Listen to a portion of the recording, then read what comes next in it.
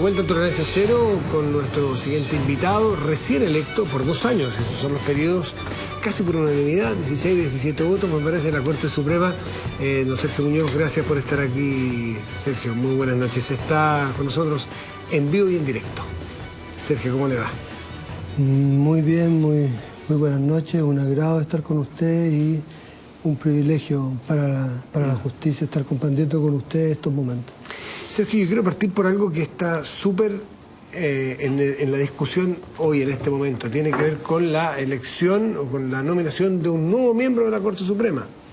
Y esta es una historia repetida que yo por lo menos la vengo escuchando desde que tengo uso de razón y desde que leo los diarios, en la época del colegio, que uno decía, la discusión cuando está este sistema que establece nuestra legislación, cómo se elige un miembro de la Corte Suprema, ¿no es cierto? Que una terna, que después se elige la terna, se manda a la Corte Suprema una quina, al presidente, el presidente elige a uno de esa quina y se lo plantea al Senado, y el Senado dirime. Y esta es una forma de utilizar los distintos poderes del Estado son filtros del poder del Estado para que llegue una persona idónea a la Corte Suprema por el poder que tiene. Pero resulta que esa idoneidad no es lo que hemos visto nosotros año tras año, gobierno tras gobierno, que sea lo que se pone sobre la mesa, sino más bien cuentas políticas. La derecha dice, nos toca uno de los nuestros, lo de la izquierda, la concentración, nos toca uno de los nuestros. ¿Y qué significa ser de derecha o de izquierda? ¿Cómo ha votado en casos emblemáticos que me afecten a mí? La derecha y la UDI, caso Guzmán, en el caso del juez Aranguis, que está en este momento siendo evaluado para entrar a la Corte Suprema, en el Senado se mira estos fallos que tuvo en el caso Coimas, es decir, señores en el Senado que creen que son cuentas políticas, cuentas chicas, digamos, cuentas políticas que hay que sacar de cómo votó este señor, versus de la idoneidad de la persona que va a formar parte de la Corte Suprema de Justicia. Es decir, no entienden que el Senado actúa como dirimente de la idoneidad y no de sus cualidades políticas. Usted ha sido presa de lo mismo. ¿Qué le parece ahora que dirige la Corte Suprema?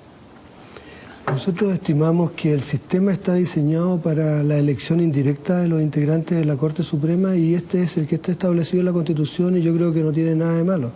El problema es la práctica y la falta de madurez en algunos aspectos en efectuar el análisis y poner todos los antecedentes como usted lo ha graficado, en que más se fijan en los forma como ha resuelto o la valoración que pueda tener ese magistrado en algunos procesos específicos que los antecedentes académicos o de lo fundado que han sido sus determinaciones y lo acertado o no de las mismas.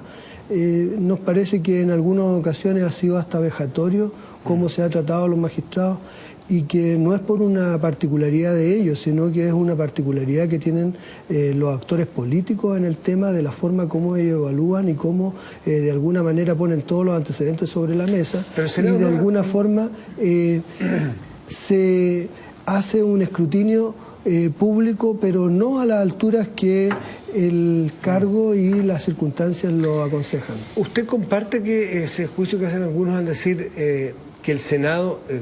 insisto, consecutivamente en los últimos años, desde que yo tengo recuerdo, no aplica o no entiende el espíritu que tiene la ley, el cómo deben ser los procedimientos para elegir a un miembro de la Corte Suprema?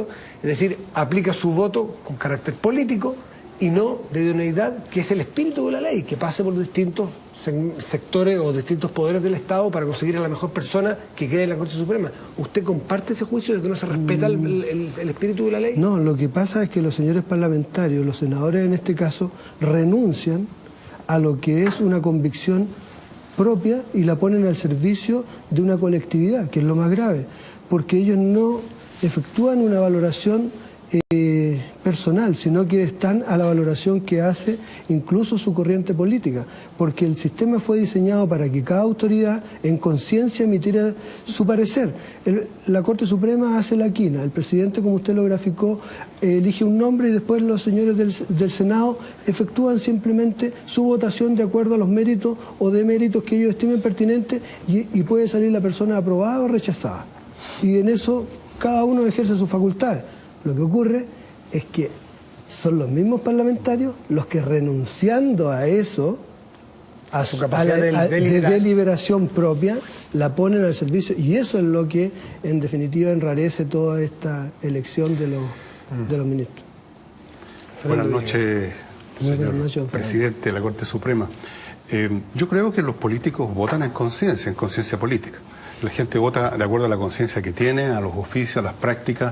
Los jurisconsultos usan la conciencia legal, jurídica, el del derecho romano y todos los derechos de vivir para ver, y los políticos ven las cosas bajo la especie política, simplemente. Así que para evitar eso me imagino que habría que cambiar el sistema de elección y ponerlo en manos de una entidad, digamos, poco estratosféricas que nunca han existido. Yo le quiero plantear otro tema ahora que es bastante más pedestre en cierto sentido, y es el que preocupa a mucha gente de hace muchísimo tiempo y que ha generado, yo creo, mayoritariamente en la población una sensación de que en Chile se vive en la impunidad, que los criminales o los delincuentes son con mucha facilidad puestos en libertad o sufren penas muy livianas, que otros no son ni siquiera procesados, que los jueces de garantía tienen atribuciones extraordinarias y por una razón o por otra pareciera que la gente sencillamente no paga sus pecados capitales, digámoslo así, que reina por lo tanto un poco la ley de la selva y se habla de la puerta giratoria, un término que se inventó hace mucho tiempo. Y me gustaría saber cuál es su impresión respecto a esta sensación pública que tiene, por supuesto, un correlato empírico. Efectivamente, hay casos que uno no entiende los resultados. Obviamente que hay una mecánica legal que es lo que lleva a los jueces a eso, pero también hay una interpretación, porque la ley se interpreta. Los juicios no salen de una máquina expendedora de juicios. Siempre queda el espacio para la interpretación. ¿Cuál es su visión, señor magistrado? Bueno, yo creo que el Parlamento efectivamente desarrolla una actividad política, pero esta política hay que desarrollarla con madurez y tener en cuenta el bienestar de Chile y no los aspectos coyunturales. Ojalá y respecto de lo segundo, efectivamente puede haber aspectos que mejorar. Nosotros somos los primeros llamados a efectuar una autocrítica. Hemos de alguna manera estado siempre dispuestos a encauzar lo que es el ejercicio de la jurisdicción. Están las vías recursivas, el sistema legal está establecido para que una determinación de un magistrado pueda ser revisable, lo ven las Cortes de Apelación o lo ve la Corte Suprema, y en definitiva hay que estarse a lo que es la determinación final, no a las determinaciones intermedias, por cuanto muchas veces se reacciona inmediatamente a lo que un juez resuelve, no obstante que está dispuesta a su revisión por la Corte de Apelaciones, y efectivamente la Corte de Apelaciones es la que pone las cosas en su justo orden. Y de hecho se dice que en muchas ocasiones los jueces tienen la posibilidad o están en la factibilidad de equivocarse, y lo que hay que ver es el resultado final. Y en segundo aspecto, hay muchas cosas que usted dice la realidad empírica, y la realidad empírica dice lo contrario. 222.000 solicitudes de medidas cautelares ha efectuado el Ministerio Público en toda la historia de la reforma procesal penal, y le han sido denegadas por resolución definitiva de segunda instancia 1.800. Pueden ser los casos de mayor connotación y que la prensa ha tenido particular detención en destacarlo, pero esa es la realidad empírica. Es decir, si usted toma los antecedentes y los números como los estamos determinando ahora, llegamos a una ecuación inversa de lo que es la impunidad. Si me permite, también es realidad empírica lo que la gente percibe sobre la base de estos casos que a veces son de bastante connotación pública, pero eso es una discusión aparte.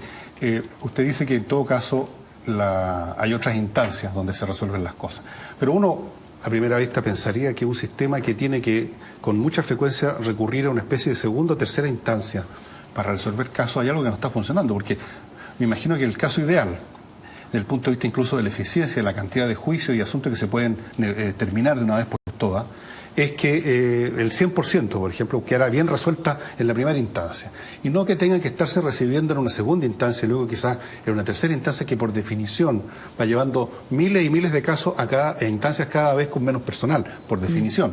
Porque hay menos cortes de apelaciones que cortes normales, y hay un solo Tribunal Supremo en relación a las cortes de apelaciones. Entonces, ¿no cree usted que hay algún mecanismo ahí que debiera resolverse? Y normalmente la gente habla y piensa, me gustaría que usted lo aclarara, que aquí el problema está con la legislación excesivamente garantista, eso es lo que se dice, que hace que efectivamente en algunos casos, o en muchos casos, las instancias que están siguiendo el proceso, haciendo la denuncia, tengan que recurrir a una segunda instancia, a una tercera instancia, porque obviamente que en esa primera instancia no fue satisfactoria. Sí, el problema es el siguiente, que los sistemas recursivos están diseñados para dar garantía a todas las personas, cosa que la parte que no está conforme con el parecer del magistrado pueda recurrir a una instancia de revisión superior. Este es un derecho que está establecido internacionalmente. Entonces nadie dice que la determinación del magistrado va a ser corregida. Puede ser que haya sido efectiva y la correcta desde el primer momento. Lo que hace es poner la posibilidad a las partes para obtener la revisión. No significa que la Corte de Apelación en todo y cada uno de los casos vaya a, de alguna manera, corregirla.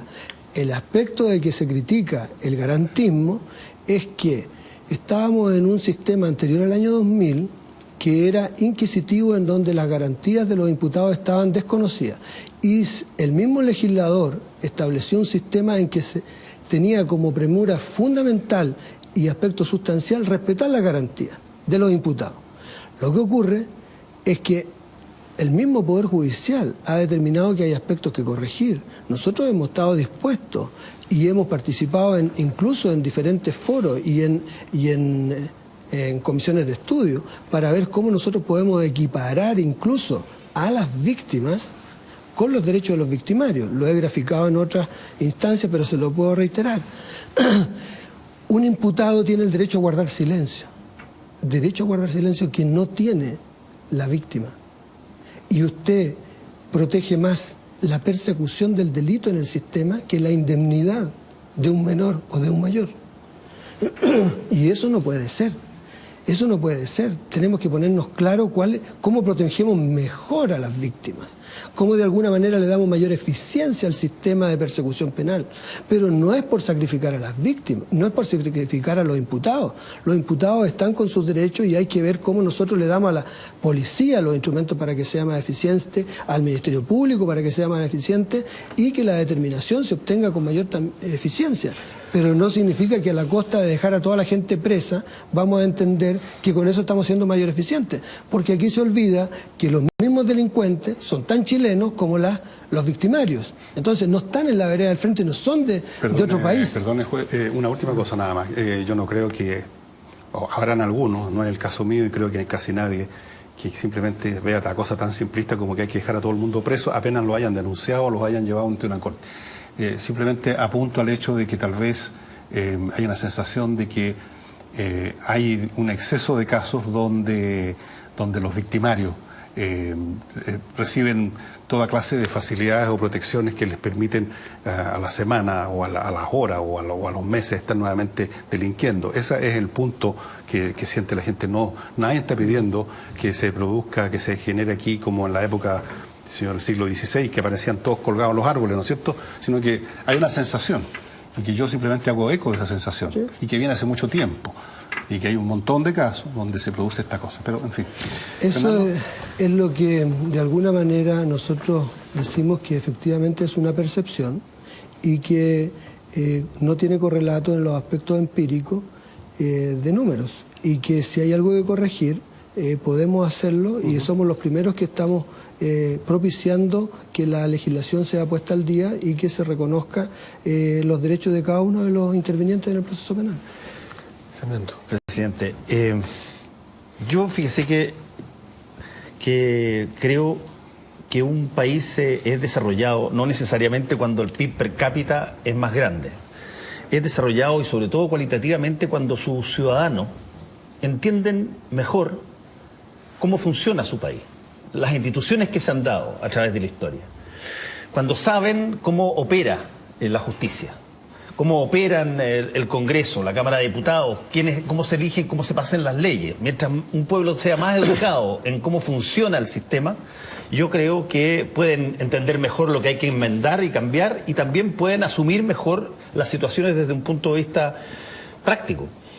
Creo yo que uno de los problemas graves que tiene la justicia es que la justicia es uno de esos estamentos que es permanente, está a todos lados, siempre está al lado nuestro. Lo vemos en la televisión porque nosotros los periodistas, al buscar interés dramático en muchas noticias, acudimos a lo penal, acudimos a lo criminal, a mí me voy a ver excesivamente en un montón de instancias, pero creo que somos un país que conoce muy poco de cómo opera su sistema de justicia, mucho más ahora que cambió hace algún tiempo. No tenemos idea de qué significa o cuál es la lógica de la presunción de inocencia. No sabemos qué cosas corresponden a la policía, qué cosas corresponden al fiscal. Solo visibilizamos en el último de los factores, en el que emite el fallo, un error que eventualmente no puede ser de él.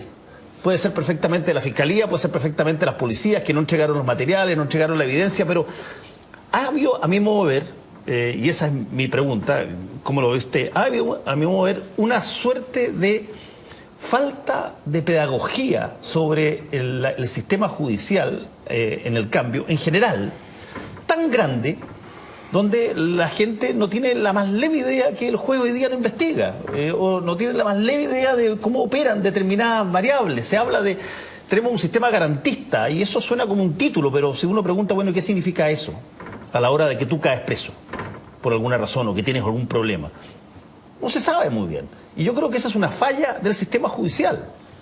Ha sido extraordinariamente opaco para una cosa que necesitaba, pero abrir las ventanas de par en par y que entrara la luz y se conociera, ya que estaba la oportunidad de un nuevo sistema. ¿Qué le parece a usted?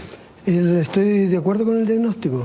Es decir, ha sido una falencia a lo mejor nuestra, pero también del sistema en general, Sin de duda. llegar con una mayor información y formación de todos los habitantes de nuestro país. Nosotros hemos desarrollado una activa comunicación por incluso metas de gestión que significan un mayor recurso económico para los magistrados, para que ellos desarrollen una cercanía con la población, interesándolos y de alguna manera capturando su atención para que conozcan lo que es el sistema de justicia. Y lo hemos hecho por obras de teatro, por concursos, cautivando a los menores, a los mayores, a todas las...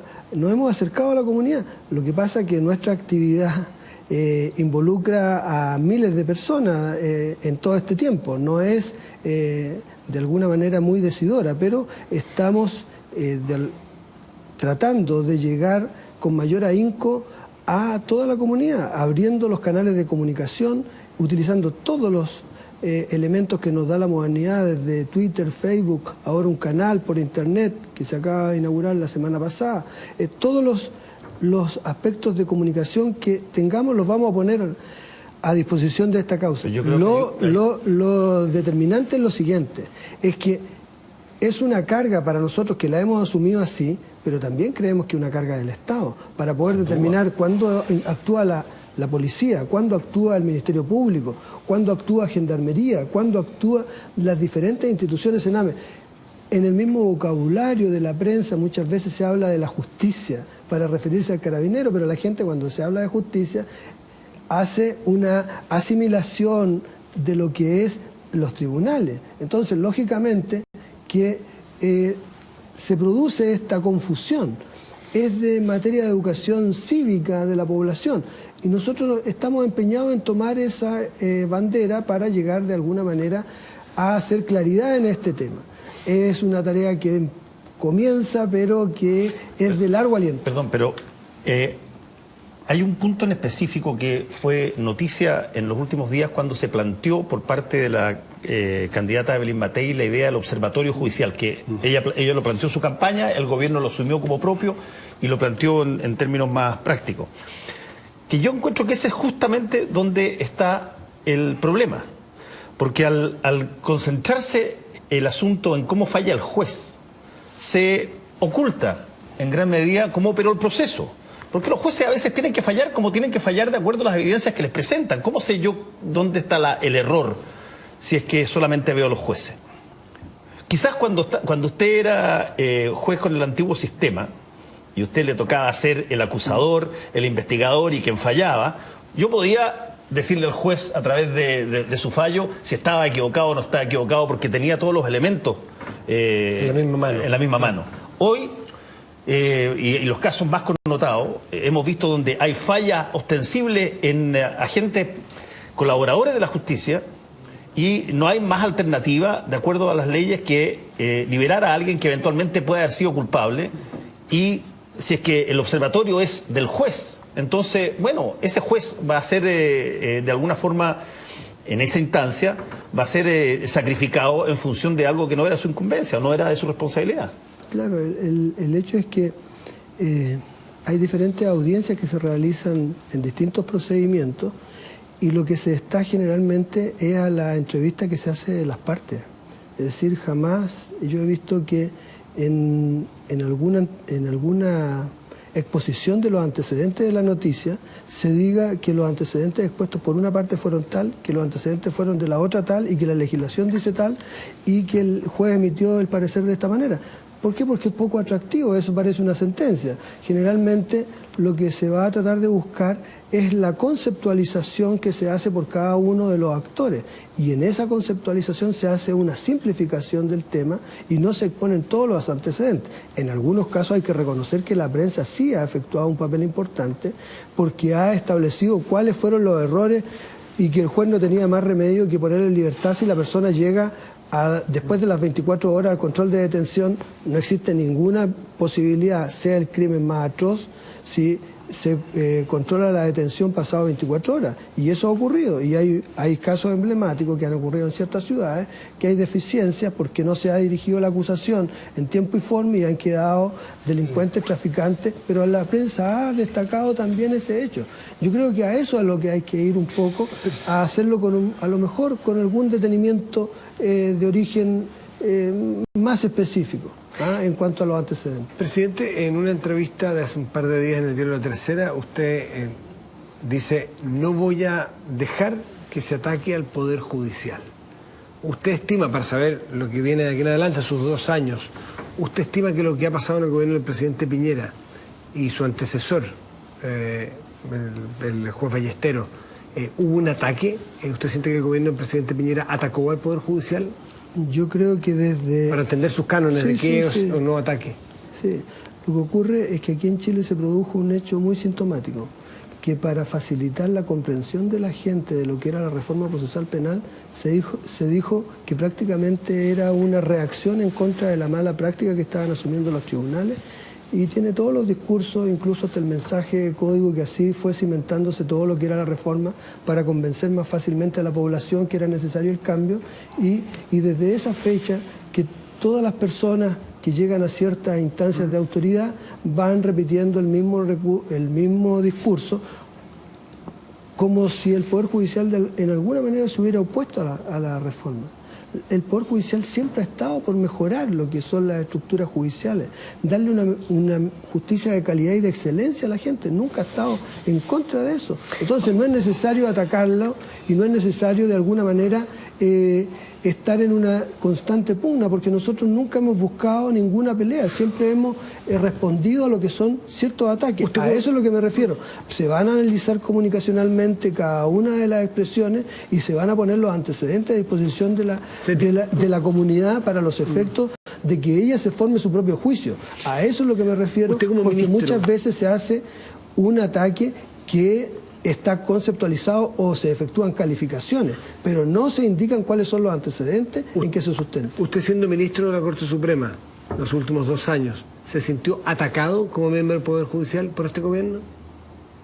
En alguna medida sí, y efectivamente. ¿En qué medida y en qué caso? Claro, porque esto es, y no lo quiero minimizar, pero de alguna manera cuando se falla Castilla II, hay todo un aparataje comunicacional que jamás podría haber sido contrapesado por un juez de la República, por ningún juez de la República. Todo un aparataje político y comunicacional, parlamentario, del Ejecutivo, de medios de comunicación y todo, que repetían 1 y 10.000 veces los mismos antecedentes y en este mismo programa. ¿Ah? Y eso no lo puede revertir un juez, porque el juez no tiene que salir a defender su fallo. Pero nunca nadie se dio la molestia siquiera de exponer objetivamente cuáles fueron los antecedentes que tuvo la sentencia, y simplemente se caía en una repetición de lo que siempre había sido, lo que empezó a repetir la primera persona y después todos repetían lo mismo.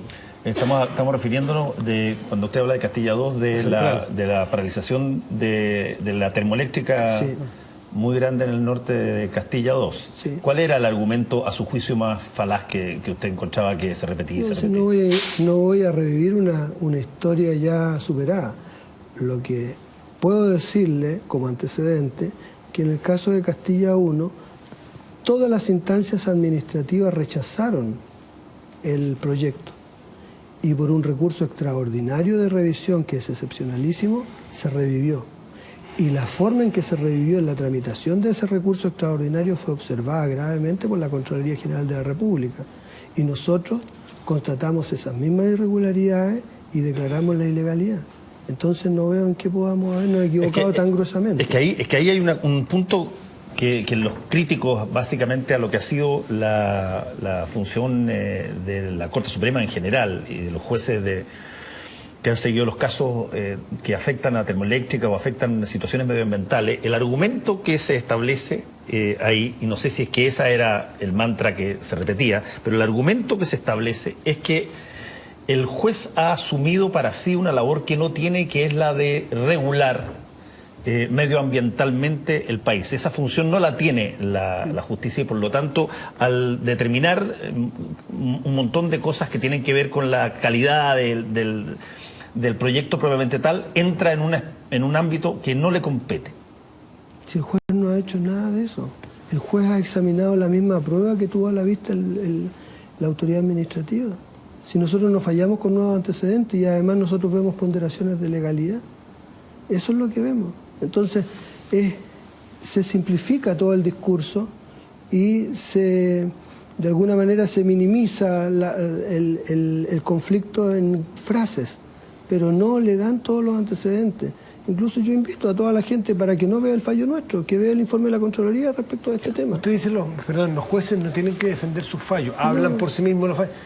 No, es otra cosa a la que me refiero, porque no pueden salir de una manera contestataria a defender cada una de las calificaciones que se le hacen. Y le pregunto, ¿y por qué no? ¿Y por qué no hace esta misma explicación en su momento que ayudaría a la comprensión del fallo? Porque nosotros estamos en un aspecto técnico en su oportunidad, en un aspecto profesional. Yo no tengo interés en que esto se concrete o no se concrete. Yo estoy viendo la aplicación de la legalidad solamente. Sí, entonces, mi papel es de un tercero imparcial. Yo he tratado de resolver el tema con la mayor profesionalismo. ¿Y esa resolución no es mejor en un contexto de comprensión del entorno? Y es decir, y si eso es así, ¿qué problema hay de cambiar? Yo entiendo el peso de la historia, entiendo lo complicado que es que un juez haga que hablar y se convierta en un vocero de sus propios fallos, pero decir, a ver, quiero explicar, pues usted mismo votó en el caso Castilla, ¿no es cierto? ¿Cierto? Sí, pues. Claro.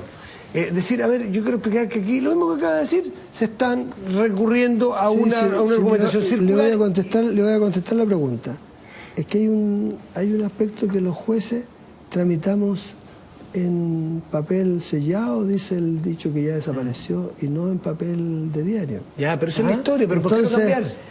En beneficio del fallo y en beneficio de la comprensión de su fallo. Cada vez que salga un juez a decir una palabra en relación a eso, van a haber 10.000 que se van a replicar en sentido inverso, y a usted me va a poner a la misma altura, que yo no estoy pidiendo otro trato especial, pero no es de alguna manera profesional que este debate se haga por los medios de comunicación. Eso es lo que estoy diciendo. Ministro Sergio Muñoz, le quiero agradecer su presencia esta noche aquí en Tolerancia Cero y suerte en lo que viene, porque está partiendo recién. ¿Cuándo asume? 6 de enero. 6 de enero. Así que mucha suerte en los 2 años que le toca presidir la Corte Suprema de Justicia. Usted, en una palabra, ¿es partidario de bajar el número de jueces de la Corte Suprema o mantenerlo en los 20 y tantos? Lo que yo creo que hay que estar en la Corte Suprema para darse cuenta de lo que hace y si es necesario el número de ministros. Y hasta el momento, yo estando en la Corte Suprema desde 2005, creo que la cantidad de ministros es adecuada y sus funciones deben ser respetadas, incluso profundizadas, porque eso da garantía a la gente cuando las causas llegan a la Corte Suprema. Ministro, muchas gracias por estar aquí, muy buenas noches. Y a ustedes explicarles que que no insistimos con la pregunta porque hubo un problema en nuestro sistema. Así de simple y así de cierto. Es la pregunta que le habíamos hecho en un principio, de si usted está de acuerdo o no con las críticas que le hizo el senador electo Andrés Salamandra al presidente de la República. Así que da las disculpas, pero esa es la verdad nomás y no hay más. ¿Sistema se cayó? El tuyo. Ese es el sistema Paulsen. Ese, bueno, no era infalible aparentemente. No, sí era de Villegas, digamos la verdad. El que trajo Villegas esta semana, que era supuestamente uno nuevo, pero bueno. ¿Algo que decir, Fernando? No. ¿No? Que le vaya bien. Que te vaya muy bien. Ministro, buenas noches a ustedes. Feliz Navidad. Y nos encontramos la próxima semana. Gracias.